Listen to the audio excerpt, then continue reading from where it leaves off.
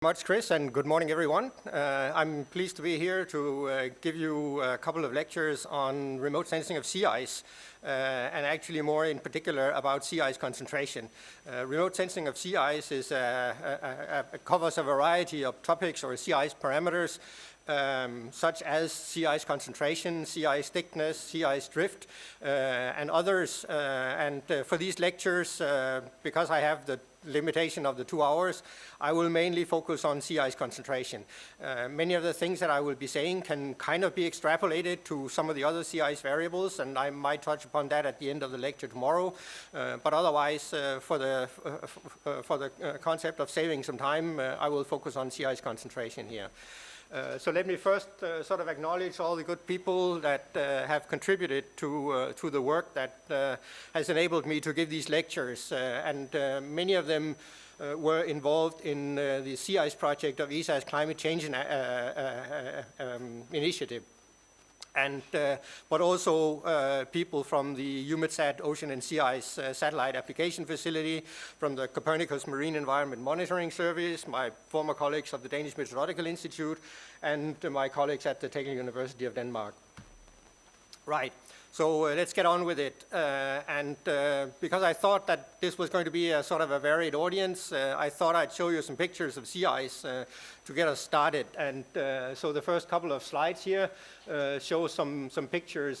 These are actually photographs taken either from the ice or from an icebreaker. You can kind of, at the two ones at the bottom, you can see the icebreaker. Let's see if this works. Yep. And this is mainly to illustrate the fact that you might think of sea ice as something which is just a flat surface, but actually it's not. It has quite a bit of topography, as you can see in particular in these upper ones. The further you get away, the more flat it looks, obviously. But these are all images that are taken during the Lomrock 2009 expedition, which was a cruise with the Swedish icebreaker Oden to the area around the North Pole. What you see is the topography of the ice in that area, sort of the center of the Arctic Ocean. Most of these are typical for the conditions. One in particular, the one down here, you see the ice as white, which you also do in the other ones, but here the dark patches in between is mostly actually the ice broken up and the water that you see that is in between the ice flows. Whereas on this one, the black stuff that you see here is actually what is called melt ponds, the pools of water sitting on top of the ice flows. So under this black stuff is actually ice, whereas under the black stuff over here is 4 kilometers of ocean. And this will become important as we will talk about the microwave signatures of these different ice conditions. So this was some pictures taken in situ. Here are a couple of aerial photographs of sea ice, the two on the top. And this illustrates more of a winter situation where you got in white, thicker ice, and the darker patches here, where you can see sort of linear features, is thin ice, newly formed thin ice. Over here you also see this sort of triangular area here, an area of thin ice that has formed between thicker ice flows that have been moving apart.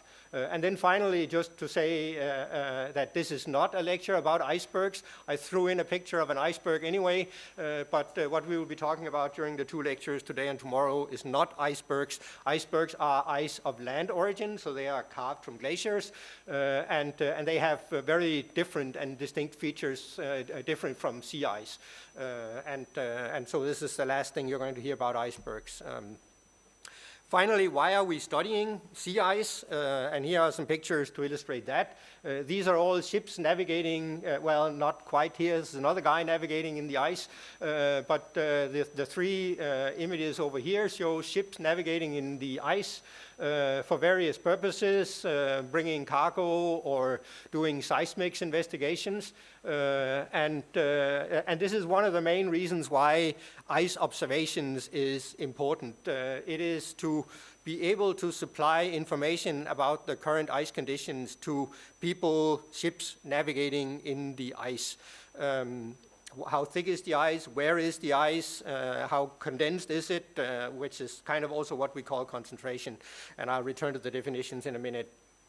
We don't yet supply information to these guys. They have to figure it out on their own, and they are actually quite good at it, even figuring out how things are going to change eventually in the coming days or weeks. Right, so now we take the satellite view. We go to 800 kilometer altitude. We look at a movie constructed of daily images from the American QuickSat scatterometer. And you see here a picture where the North Pole is in the center of the circle here. You see Greenland down here, and then these land masses around the Arctic Ocean. This runs for several years. And what you can see in the winter is a fairly clear picture where you can see that things are moving slightly. Actually, it's moving sometimes up to tens of kilometers per day. But then you see also periods in the middle where there are blurred, where the picture gets much more blurred and varies a lot from day to day. And those are the summer periods. In the summer period, observations of ice are difficult. This was just one of those summer periods.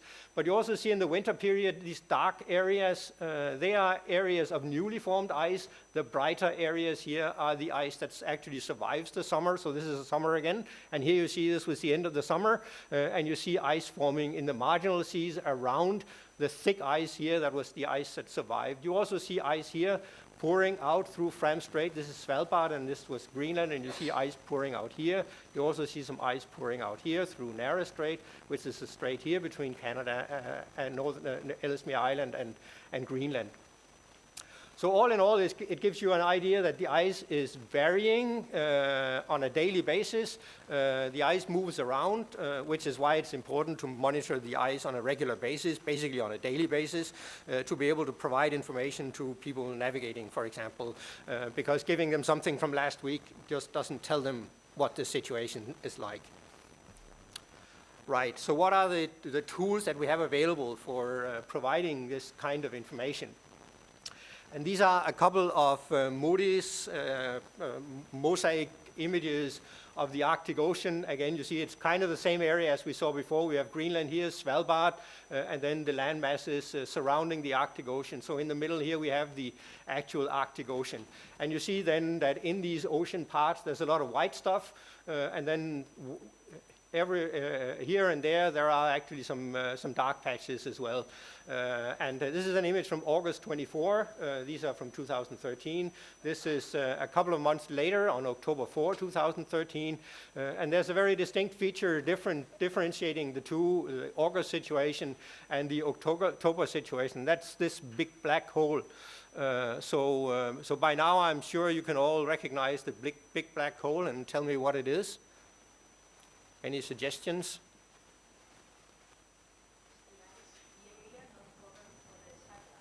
No, because you see this, it's the same satellites, the same orbit, the same swath, everything. It's the same instrument. So that's not the difference. It's related to sunlight, right? Because in October we're moving into winter, and in winter the tilt of the Earth relative to where the sun is means that there's no sunlight on the North Pole, and hence the area, and this area will actually grow. It will be almost the entire image when we get to December 21, because this whole area has no sunlight in December. Obviously, since these are visible light imagery, there's no visible light and hence no imagery during the winter. So this is obviously a drawback when trying to use visible light imagery to monitor the Arctic during a substantial part of the year. The other thing that you notice when you look at these images is that, yes, there's all this white stuff. There's white stuff here and there's white stuff up here. Some of that is ice, some of that is clouds. The clouds, and it's very hard to tell actually what is ice and what is clouds. There's a few places, maybe like here, where you can see some sharp boundary, which might be the boundary between the dark ocean and the ice. But otherwise, actually, most of this white stuff that you see at the lower latitudes is certainly clouds, but actually also a lot of the stuff that you see over the Arctic may have ice underneath or may not have ice underneath. So clouds is another obstacle. So the lack of sunlight during the winter and clouds sort of prevents us from really making a lot of use of visible light imagery. That doesn't mean that we cannot use it, but we have to then search for periods and be lucky to have visible light imagery when there's no clouds, and especially during the summer, of course, when there is sufficient sunlight. So what do we do instead? Well, we use microwaves, obviously. And this is an example of a microwave image of the Arctic Ocean. This is similarly an image from October 3, 2013, so the same day as this one. And now the hole here is actually, as one of you suggested, the hole where the satellite doesn't reach because the swath is not wide enough. But otherwise, you see that we get a very nice picture of where the ice is, which is convenient. These microwave satellites with microwave instruments, microwave radiometer instruments, they cover the Arctic Ocean every day, so you can make daily images like this, similar to the ones that we saw in the movie, except that what you saw in the movies were radar images. These ones are passive microwave images, so they are recordings of the thermal microwave radiation from the ground. You see, however, a clear picture of the ice in the center of the image here, but you also see some stuff out here and some stuff down here, which certainly is not ice in October. So there are some drawbacks also to producing ice images using microwave radiometers, and this is what we will talk about most of the next, or the rest of the lectures, and this is just sort of to give you some insight into what that might be. This is, again, the microwave radiometer image. This is a couple of days or a couple of weeks earlier, and actually also a couple of years later. But this was just because I found this nice example. This is from a weather forecast model predicting where precipitation would be at 8 o'clock on September 15, 2015. And this is the microwave image of that same day and approximately the same time. And what you see here is that all of these patterns here are actually associated with the patterns of precipitation from the weather forecast model. So when clouds are precipitating, then we actually see signatures increased in the microwave radiation that can be misinterpreted as ice, and we will look much more into how to avoid that. But this is just to say that, yes, we use microwaves because microwaves penetrate most of the clouds, especially the clouds that we have in the Arctic, but when we go to lower latitudes, there are still issues that we need to take care of, especially at higher microwave frequencies or shorter wavelengths. This is currently the state-of-the-art microwave radiometer instrument on the Japanese DCOM-W satellite. The instrument is called the Advanced Microwave Scanning Radiometer version 2. This parabolic dish here is about 2 meters in diameter, so it's a fairly big thing.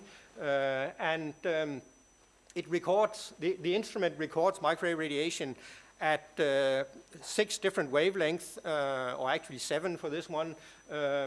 And the 7 different frequencies, microwave frequencies, are listed over here.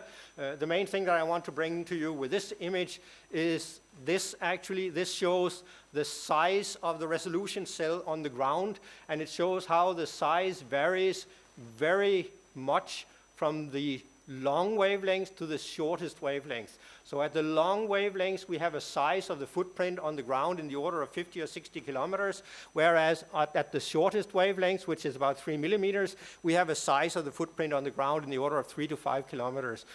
So a factor of 10 difference in frequency gives us a factor of 10 difference in the footprint size. So this is something that needs to be taken into account, and obviously if we want to have very detailed pictures of what is happening on the ground, we want to use the shortest wavelengths because that's the one that gives us the best resolution. However, as we just saw before, at the shortest wavelengths is also where the atmosphere has the strongest influence on our signal. So it's sort of a trade-off. We want high frequency, but we also want to be able to see through the clouds and actually also get undisturbed images of where the ice is. We can do that. We can apply various atmospheric corrections to the images, and this has been done for several years by the EUMETSAT Ocean and Sea Ice Satellite Application Facility. They have been producing daily maps of ice conditions, where you see now that all the clouds in the lower latitudes are gone, and this is a situation. This is a typical winter situation in in March 2012, and this is 6 months later in September 2012, and this is actually the sort of so far absolute minimum ice cover in the Arctic that has been observed since these satellites started observing the ice in the late 1970s. So at a winter situation and a summer situation, there's about 3 to 4 times as much area covered by ice in the winter as in the summer. So how do we do that? Well, we will talk about that. But first, just some of these figures that you probably have seen many times before. This is a figure that shows the annual cycle of ice cover, that shows that in the winter we have more than 15 million square kilometers, and in the summer we have something like 5 to, well, in the beginning, in the 1980s, we had up to 7 or 8 million square kilometers. Now we are closer to 4 million square kilometers, 4 to 5 anyway, and there's a trend of about 50,000 square kilometer reduction on average per year in the ice cover in the winter, and almost 100,000 square kilometers per year the ice conditions are less over this period between 1980 and 2020. So this is one of the more substantial records of climate change in the Arctic that we have, is actually these microwave radiometer images. And that leads me to the other application, obviously, of microwave radiometer observations of sea ice.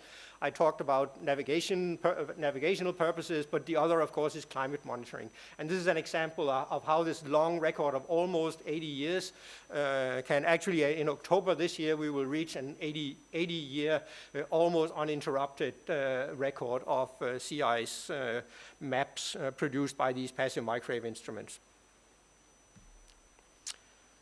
This allows us also on a daily basis to follow the ice conditions, and this was just a few days ago, actually 2 days ago, showing the ice conditions right now compared to the ice conditions in 2012 and 2007.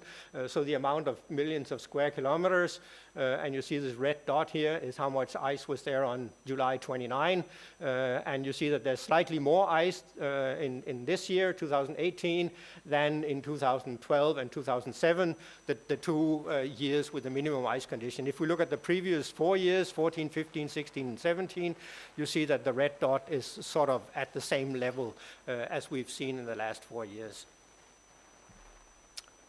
Okay, so what are microwaves, and why, and some more detail about the advantages of using microwaves. Microwaves are electromagnetic radiation in the wavelength range from about 30 centimeters to 3 millimeters, and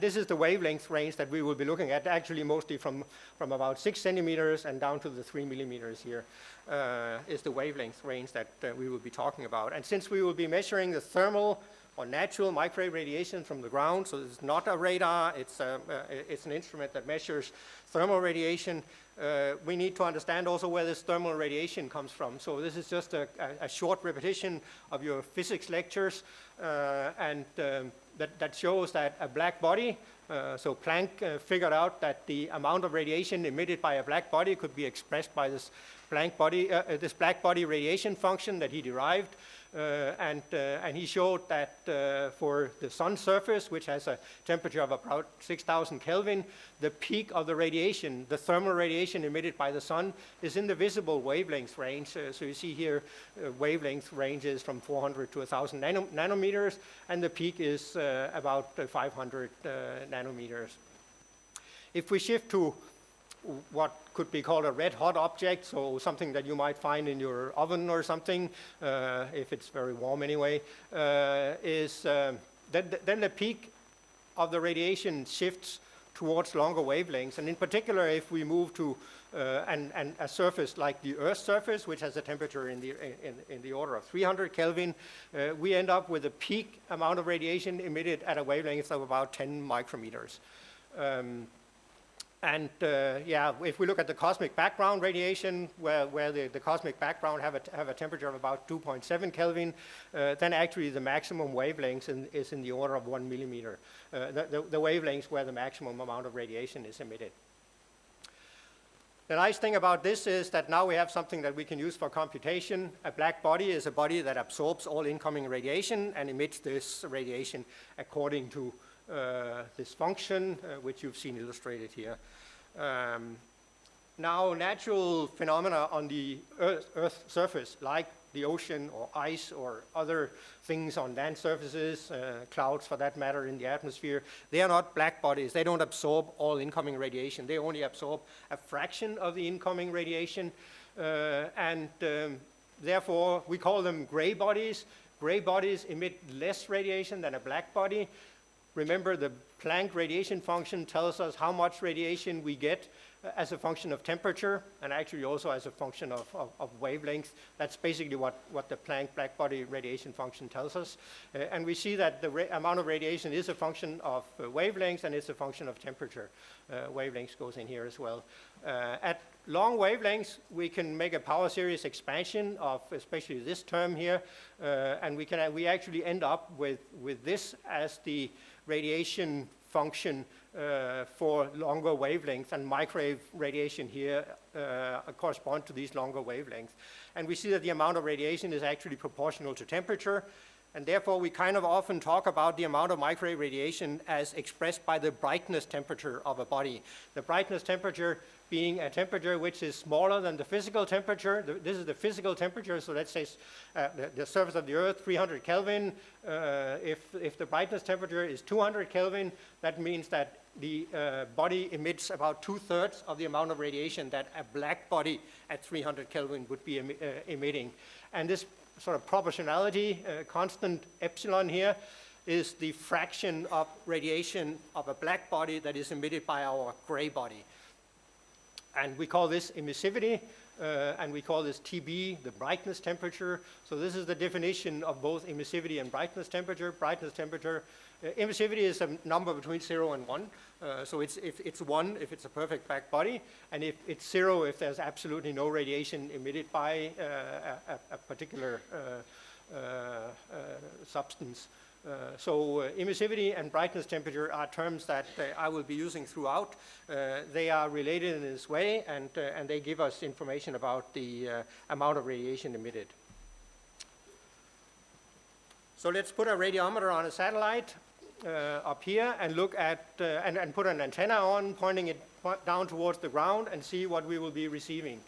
And we normally split up what we are receiving by such an antenna into 4 different contributions. The red one often being the one that we are after, that's the emission from the surface. That's the one that we can use to distinguish ice from ocean, or land from ocean, from different types of vegetation on the ground, etc. So that would typically be the one that we are interested in, and this is the emissivity times the surface temperature. So this is the brightness temperature of the ocean. And then this is the attenuation term, because this radiation from the ground will be attenuated through the atmosphere before it reaches our antenna. But unfortunately, this attenuation leads to a couple of other contributions. There's a contribution from the atmosphere, because the atmosphere absorbs some radiation. It also emits radiation.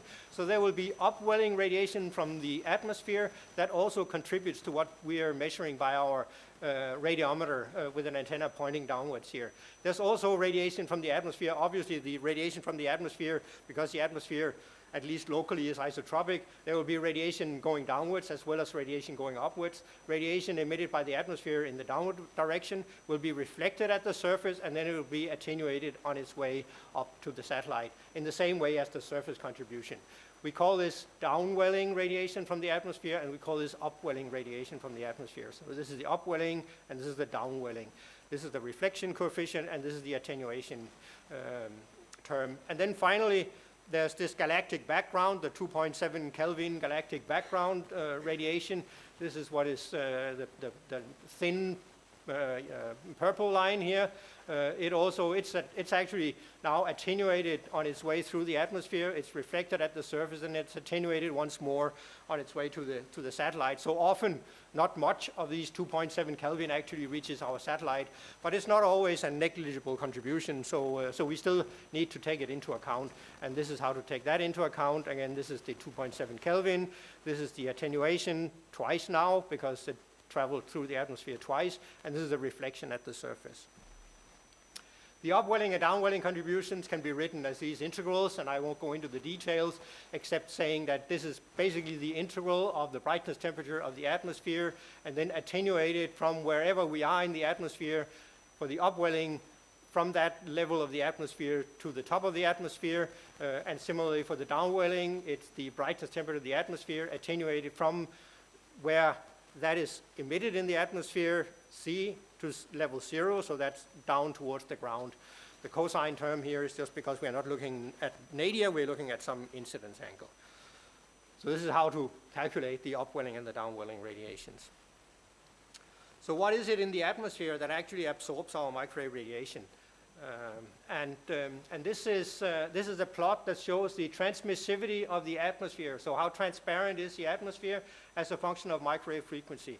And the plot here shows frequencies all the way from almost 0 to almost 300 gigahertz. So it's a very wide range of frequencies.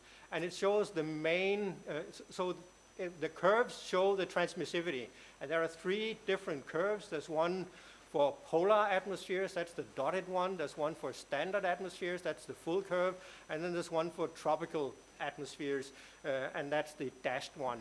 Of course, these are typical atmospheres. There's a lot of variability in the atmosphere in all these regions, so all kinds of curves in between here can occur as well. But the main thing that you see is that there are areas, there are microwave frequencies where the curves are fairly high. That means there's a large transmissivity. A transmissivity of 1 means the atmosphere is totally transparent. So that's of course what we want. If we want to observe the surface, we want to have a high transmissivity.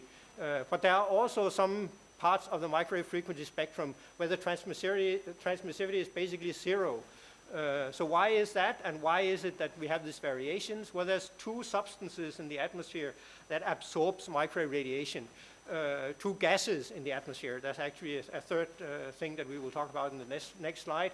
But there's water vapor, and there's 2 absorption lines for water vapor, one here around 22 gigahertz, and another one here at 183 gigahertz. And then oxygen, and there's a very wide range of oxygen absorption lines around 60 gigahertz, and another narrower range of oxygen absorption lines around 118 gigahertz actually. So in the frequency range that we will mostly be talking about, which is down here from 5 to 90 gigahertz, the 2 main absorption lines that we need to deal with is the water vapor absorption line at 22 gigahertz and the oxygen absorption lines here at 60 gigahertz. The nice thing about oxygen is that it's almost constant throughout the year and throughout seasons and also regionally. So we can kind of calculate exactly what the oxygen absorption is if we know the temperature. And therefore, it's not so difficult to correct for the oxygen absorption and the contribution from oxygen absorption to the brightness temperature. Water vapor is much more variable. It varies with the weather, and therefore doing water vapor correction actually, or taking into account the water vapor contribution is more difficult. And therefore, microwave radiometers to measure sea ice, and these arrows here actually indicate the frequencies, the microwave frequencies of this AMSR-2 microwave radiometer that I showed you a picture of the satellite in one of the previous slides. So it shows where those frequencies are situated. And you see that there's actually a couple of frequencies where measurements are taken just around this water vapor absorption line, and that's in order to be able to get actually information about the water vapor absorption at the same location and exactly same time as the other microwave frequencies are observed. So this is 6, 10, 18, 23, 37 gigahertz, and 89 gigahertz. So these are the microwave frequencies at which we make observations. And you will see these arrows in many of the subsequent plots, and they are just to tell you where these microwave frequencies are in the frequency spectrum that we are using for the observations. You also notice that the polar atmosphere is more transparent than the lower latitude atmospheres. That's nice if you want to observe sea ice, because that means that it's easier to get a surface signal in the polar regions. The polar regions are more dry than so the amount of water vapor in the cold polar atmospheres is smaller than the amount of water vapor in the higher, more humid atmospheres of the lower latitudes.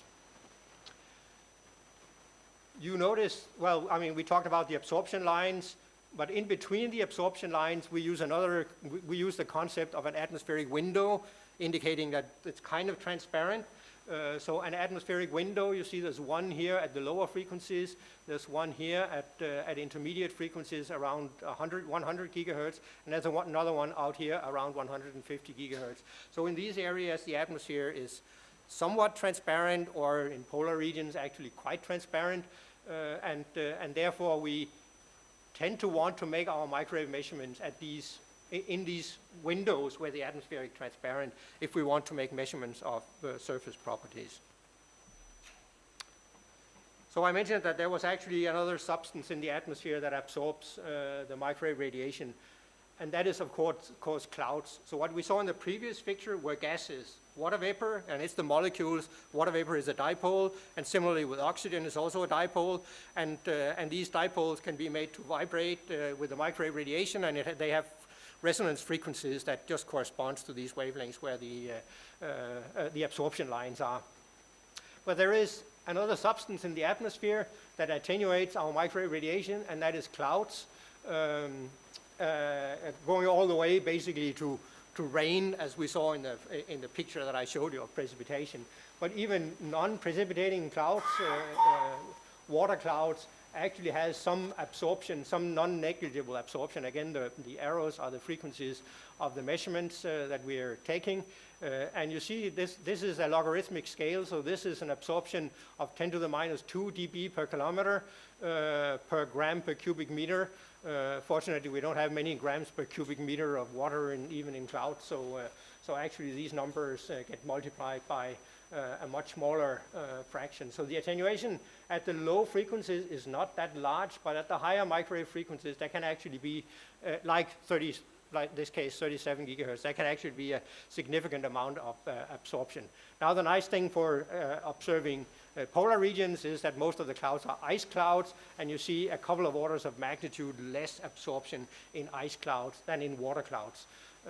So yeah, non-negligible absorption by clouds, but especially the ice clouds we can almost neglect.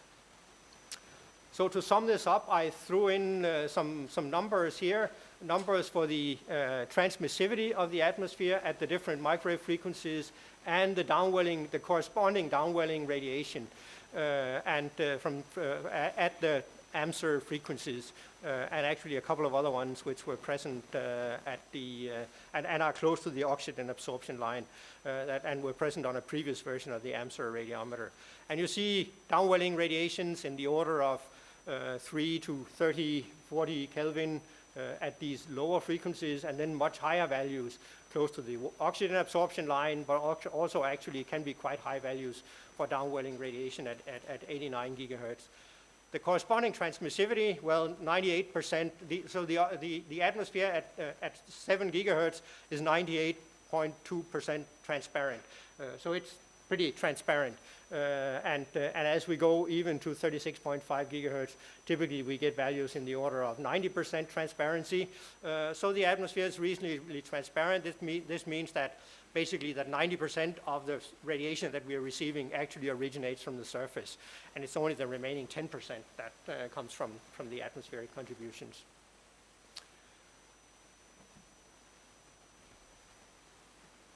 So that was the atmosphere, or what I sort of had to say about the atmosphere and the atmospheric contribution to the microwave radiation. Now we turn to the other substance, and actually now we turn to the substances that we are more interested in.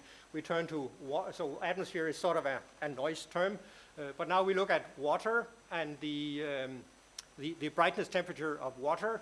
And in order to figure out what the brightness temperature of water is, we need to go through the reflection coefficients. And so the brightness temperature of a flat water surface can be very easily expressed using the Fresnel reflection coefficients. And these are the well-known equations for the Fresnel reflection coefficient for vertical polarization and horizontal polarization. The two unknowns that goes into the Fresnel reflection coefficients is the permittivity, epsilon here, and the incidence angle, theta. So the two plots here shows, as a function of microwave frequency, the real part and the imaginary part of the permittivity of seawater. For fresh water, at the very low frequencies, the curves will be slightly different. But at the higher frequencies that we will be using here, it doesn't matter whether it's fresh water or seawater. And you see that there's a strong change in the real part going from 80 at the lower frequencies all the way down to something like 10 at the high frequencies. The imaginary part, so what is also called the loss part of the permittivity, varies less rapidly. But there's a very large variability in the permittivity of ocean water over this frequency range that we are looking at with, with our microwave radiometers. So obviously we need to take this into account, because it means that the ocean will be looking quite different depending on what frequency we choose for our observations. And here's an example. This is at 10 gigahertz, so this is the frequency here. This is now as a function of incidence angle, the emissivity. And the emissivity is 1 minus the reflectivity. So having computed the reflectivity using the Fresnel equations, we can compute the emissivity as 1 minus the reflectivity, which basically says that with a semi-infinite water body, a radiation incident on the surface will either be reflected or it will be transmitted into the water body and hence absorbed. So absorption equals 1 minus reflectivity, and absorption equals emissivity. So what we see here is that at larger incidence angles, we have a difference between horizontally and vertically polarized radiation coming from the Fresnel reflection coefficients, whereas at nadir incidence, so looking vertically down, there's no difference between horizontal and vertical incidence, or horizontal and vertical polarization. So we tend to want to make observations at fairly large incidence angles, because that way we actually get independent information that can be used to derive information about the ocean surface, but also this is also true for some other substances on the surface of the Earth. We can derive information using the difference between horizontal and vertical polarization. So how does that actually look? If we look now at the brightness temperature of the ocean, remember the brightness temperature was the fraction, it tells us the fraction of radiation that we get using the ratio between the brightness temperature and the physical temperature. So if the brightness temperature is 100 Kelvin and the physical temperature is 300 Kelvin, that means that this body emits 1/3 of the amount of radiation that you would get from a black body. And these are typical values over the frequency range, again from 5 to 50 gigahertz. And there are 3 curves now, one for horizontal polarization, one for vertical polarization, and then the one in the middle is for nadir. But actually the two here shows this big difference between the two polarizations. It also shows at the very low frequencies this small difference between pure water and seawater. But mainly what you see is this big difference between horizontal and vertical polarization. And you see that the amount of radiation emitted by an ocean surface is actually quite low. So less than 100 Kelvin for horizontal polarization, and in the order of 150 Kelvin for vertical polarization. So fairly small amounts of radiation is actually emitted by the ocean surface. This is important to remember when we get to look at ice, that the ocean emits low amounts of radiation. Now these are all for calm water. Unfortunately, the ocean surface is not always calm. Wind is blowing and wind generates waves. So we also need to look at how the change in brightness temperature for a change in wind speed influences our radiation. So again, the frequency range with the arrows, same arrows as before, but now we look at for horizontal polarization and for vertical polarization, the change in brightness temperature for a 1 meter per second change in wind speed.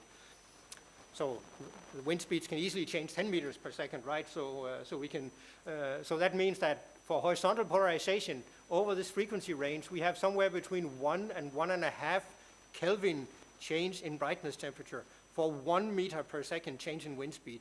So for 10 meter per second change in wind speed, that means between 10 and 15 Kelvin change in brightness temperature.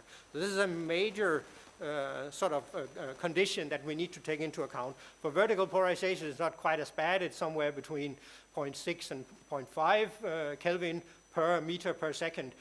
So a substantially smaller change to the brightness temperature for vertical polarization than for horizontal polarization. So this is something that we need to remember when we look at, when we want to distinguish ice from ocean, obviously, is that the ocean surface doesn't always look the same. The ocean surface will depend on the wind speed. Finally, and this is kind of about the ocean, a nice thing about the ocean is that the penetration depth of microwaves into the ocean, and this is in centimeters, and in the curve, the scale here goes from 0 to 0.5, so this is 5 millimeters, and our microwave frequencies are here, so you see the penetration depth of microwaves into the ocean is basically less than 1 millimeter. Maybe a little more at 6.9 gigahertz, but less than 1 millimeter at the higher frequencies. And as we go to even higher frequencies, it will be even less. So we don't need to worry about what's under the surface of the ocean. We only need to worry about what is actually at the surface. These are still a slightly larger penetration depth than at infrared wavelength. If some of you are familiar with infrared wavelengths, there we are talking about microns of penetration into the ocean. Here we are talking about millimeters, but still the penetration depth of these instruments into the ocean is very small. Good. So for the ocean, wind is important. Penetration only allows us to see the surface. For the atmosphere, it was the gases, water vapor, and oxygen, and then cloud absorption that influences our radiation. So now we move to sea ice. This is kind of the substance that we were wanting to measure, or you could say it's the substance that we want to distinguish from ocean. If we want to compute within the footprint of our antenna how much is ice and how much is ocean, we need to know within that footprint what does the ice look like and what does the ocean look like. So if we know the wind speed, we can calculate how much the ocean should look like. But now we are going to look into what we need to know about the ice to figure out what the ice should look like. And I have three of these kinds of figures that shows longer wavelength radiation, so 6 and 10 gigahertz in red, and shorter wavelength radiation in blue, sort of 18 and 37 gigahertz. And what you see is that for ice that is, and this is a winter situation, for ice that has some snow on it, and with these that are called brine pockets, they are pockets of salt water that got trapped when the ocean froze into ice. These are strong absorbers of microwave radiation, both at long and short wavelengths, and that means that this ice will actually be almost like a black body. It absorbs all incoming microwave radiation at all these wavelengths, and hence it emits almost like a black body, so the emissivity will be close to 1. And again, the brightness temperature will be close to the physical temperature of this ice. The snow, as you can also see, the snow on top of the ice is transparent. There's no change in the radiation as it passes through the snow. So during the winter, when the snow is dry, the snow doesn't influence directly the brightness temperatures. Of course, the snow influences the temperature of the ice. The snow acts as an insulation. So the temperature of the ice might be influenced by the snow cover, but the snow doesn't absorb the radiation.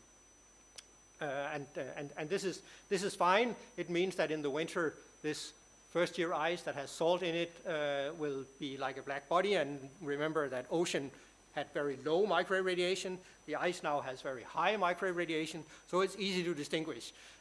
If within our satellite observation cell we have high brightness temperatures, we have ice. If we have low brightness temperatures, we have ocean, and we can calculate exactly how high or how low to be only ocean or only ice, or we can actually calculate the fraction of ice within the footprint if we know now the emissivity of the ice, the emissivity of the ocean, and the emissivity that we are observing, or the brightness temperatures. Now, you saw in the movie that I showed you in the beginning that actually some of the ice survives the summer. And when ice survives the summer, strange things happen. Well, not all strange. What happens during the summer is that some melting occurs at the surface of the ice. The snow melts away. Some of the ice melts away due to the sun incoming solar radiation. And this forms these pools of meltwater on the surface. And these pools of meltwater actually drains, the meltwater drains down through the ice, and it basically washes out the salt that was trapped during the winter when the ice originally formed. So we end up with actually having a layer, especially the layer of the ice that is above the water surface, which is actually has no salt in it anymore. Where the salt was, we are left with voids, so there's nothing, there's only air there. And these air bubbles, they no longer absorb the radiation. So now the long wavelengths, they will actually penetrate deeper into the ice, whereas the short wavelengths, they get scattered by these air bubbles. So the inhomogeneities between the ice and the air, and that leads to approximately the same brightness temperature for the long wavelength as we had for the saline ice, because the long wavelengths will penetrate into the saline ice, whereas for shorter wavelengths or higher frequencies, this scattering in this inhomogeneous ice with the air bubbles in it will actually lead to much lower brightness temperatures or much lower emissivities. In summary, at the long wavelengths, it's like a black body, but at the shorter wavelengths, we get much lower emissivity, and we can get emissivities all the way as low as the emissivity of the ocean at the shorter wavelength. Finally, the two previous figures both showed the winter situation. This now shows the summer situation, and in the summer, the snow, unfortunately, or fortunately, depending on how you see it, is no longer transparent, because the snow gets wet during the summer before it melts away totally. And when the snow is wet, or when the ice is wet, if the snow has disappeared, then the snow actually absorbs all the incoming radiation. The wetness in the snow absorbs the microwave radiation, and hence the wet snow on top of the ice looks like a black body, or is a black body at the microwave wavelength, and we get again emissivities of this wet ice during the summer, which is very close to 1, 0.9, or even 0.95 or 0.98. So very high emissivities for wet snow on top of the ice. That in a way is good, because it means that in summer ice looks like first year ice, so it looked like the saline ice did in the winter. But it means that in the summer, all microwave radiation is absorbed in this wet snow, and we can no longer find the difference between the old ice and the young ice, because we only see the snow.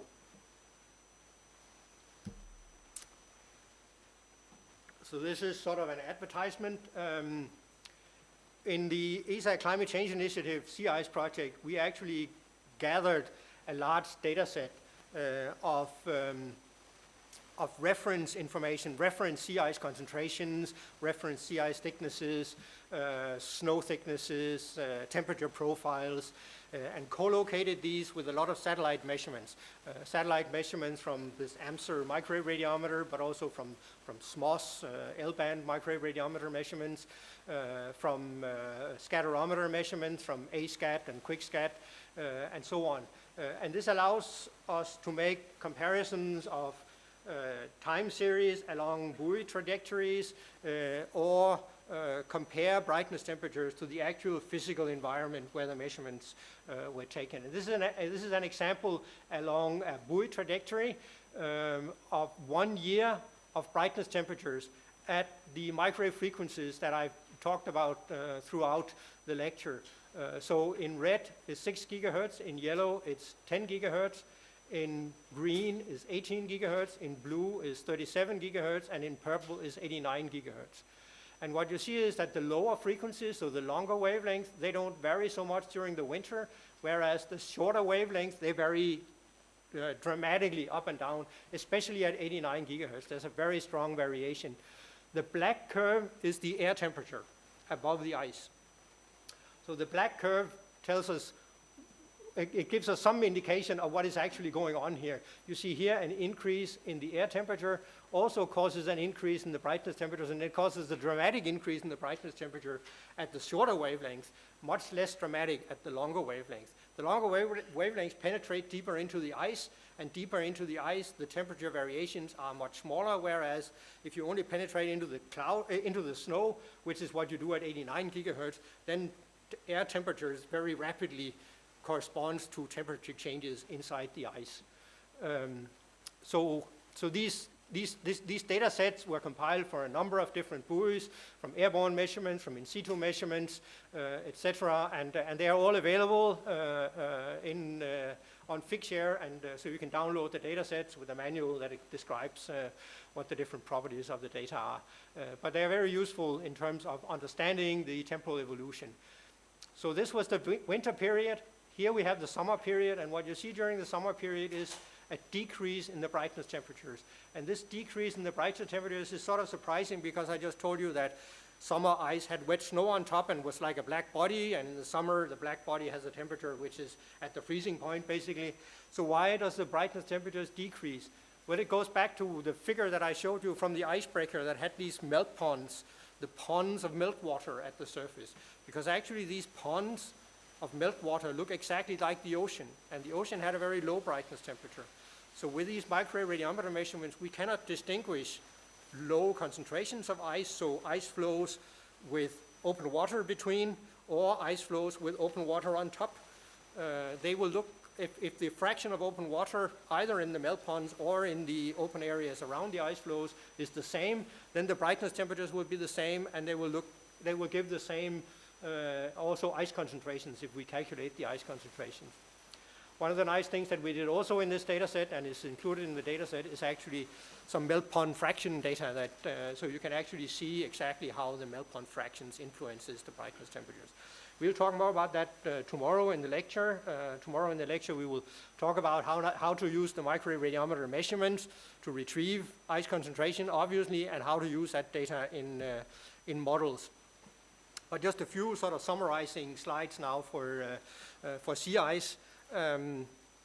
For the ocean, we looked at the penetration depth, and it was only in the order of millimeters, or less than a millimeter, basically. These are now penetration depths, and this is in meters, not centimeters like we saw before. So penetration depth in meters for dry snow, and these are the microwave frequencies that we're looking at. And we see that for dry snow, we have penetration depth. And the penetration depth is defined as the depth at which incoming microwave radiation is reduced by a factor of 1 over E. Reduced to about 1/3 of the incoming radiation, just for definition. So for dry snow, we have penetration depths in the order of 5 to 10 meters over this frequency range, well, maybe down to 2 meters at the highest frequency. For multi-year ice, we have penetration depth that ranges from 30 centimeters and down to maybe 5 centimeters.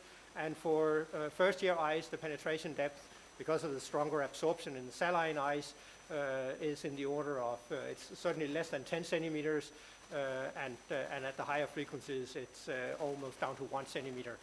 So the penetration depth varies with microwave frequency, and it also varies with the type of ice. But you see the dry snow penetration is very shallow. So, but you also see the full black curve here is for wet snow. And for wet snow, the penetration depth is very small. It's in the order of 1 to 2 centimeters. Obviously, that's what happens in the summer. First we get wet snow, then the snow melts away, we get the melt ponds. And those are kind of the transition period that we need to deal with to get to interpret our measurements during the summer. Just one slide to show the influence of ice thickness. So far I've talked about ice thickness as something which didn't vary, but obviously ice thickness does vary. Ice thickness varies from, well, basically from 0 when there's no ice to several meters when there's lots of ice.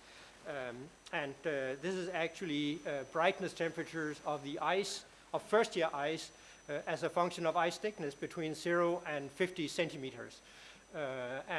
You see that for ice thicknesses less than 20 centimeters, there's actually a decrease in the brightness temperatures. This is for vertical polarization, and this is for horizontal polarization. The colors, again, are the same as before. Red is 6 gigahertz, and purple is, or actually red here is 1.4 gigahertz, so that's SMOS. The 6 gigahertz is this greenish one, or yellowish one. And for both horizontal and vertical polarization, we see this drop in brightness temperature for very thin ice.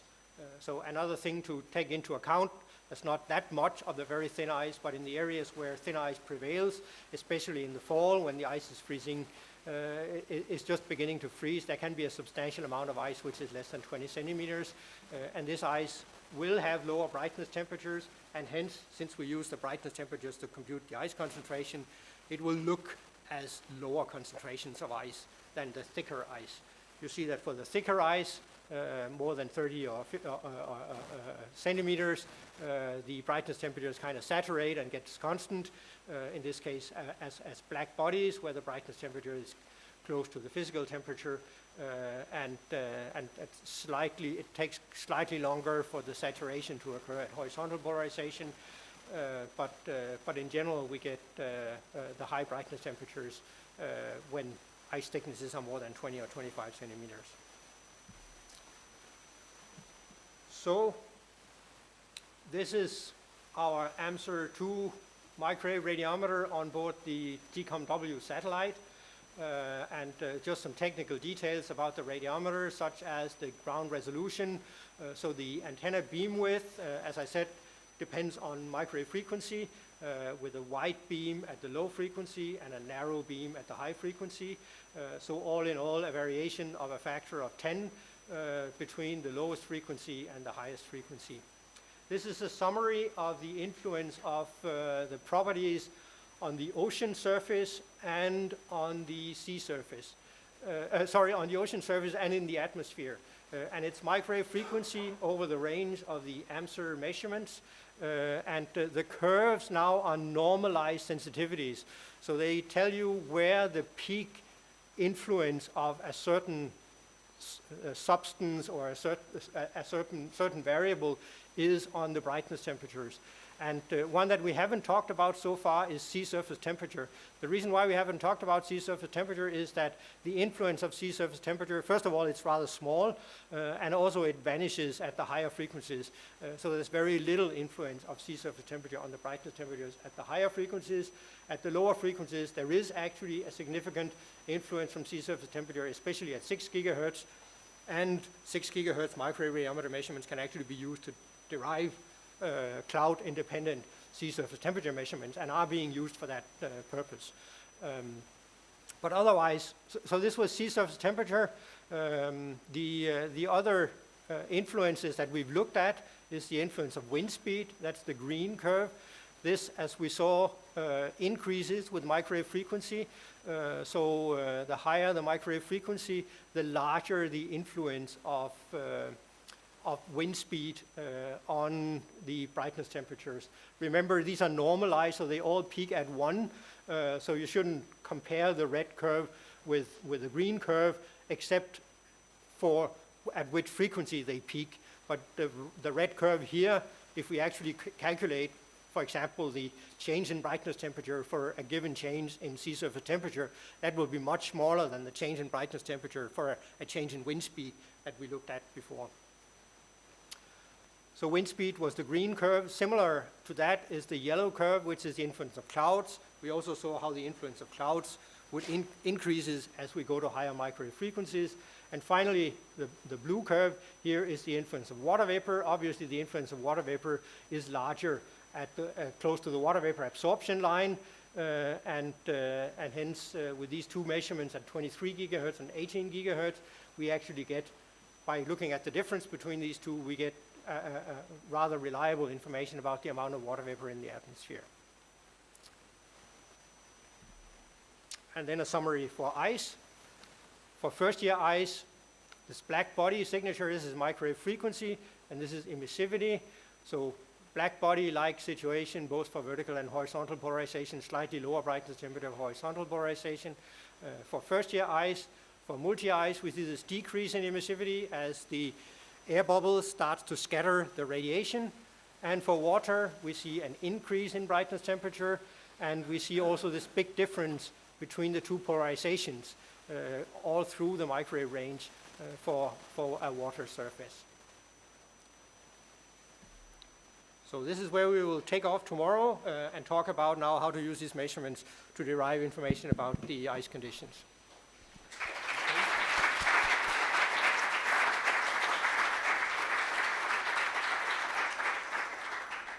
Okay, are there any questions?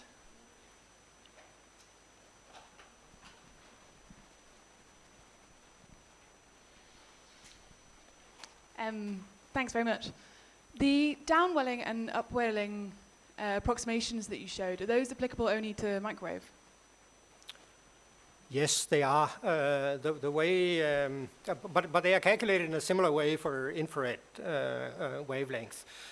I think I haven't studied that in detail. I think you probably better ask somebody who's who's doing more work with infrared radiation. But you can do similar calculations for infrared calculations. So in that sense, they are general. But often in the microwave range, you can assume that the upwelling and the downwelling radiation are actually pretty similar.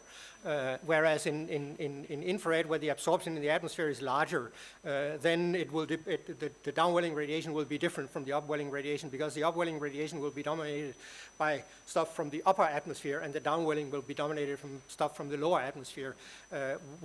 Whereas in the microwave range, those contributions. I mean, it's only the very lower part of the atmosphere that influence the microwave radiation at these wavelengths anyway. Thank you.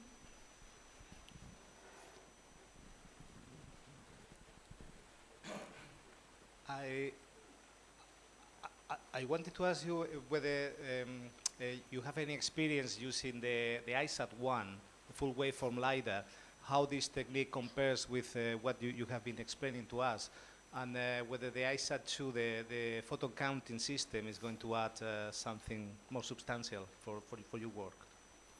I certainly think that I have limited experience with ISAT-1. It has mainly been used for ice thickness measurements, but what ISAT-1 also provides is sort of albedo measurements or information about albedo, and albedo is related to this melt pond versus no melt pond, so ice versus open water fraction, you might call it. So certainly, and this will be true also for ISAT-2, that the specular return from the ocean versus the non-specular return from the ice surface will allow from ISAT to distinguish between melt ponds and open water.